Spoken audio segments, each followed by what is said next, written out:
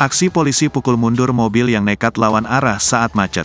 Beredar di media sosial video polisi pukul mundur mobil yang lawan arah pada Kamis, tanggal 27 April tahun 2023. Padahal, kondisi jalanan saat itu tengah macet. Pengendara mobil tak berkutik kala dihadang oleh seorang anggota kepolisian. Momen itu salah satunya diunggah oleh akun Instagram TKP Medan.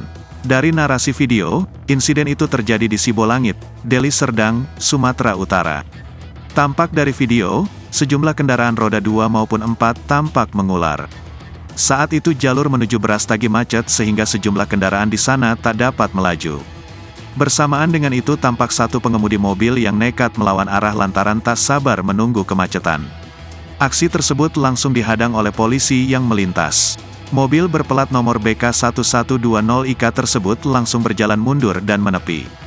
Hingga berita ini diturunkan, belum ada konfirmasi dari aparat kepolisian terkait kejadian ini.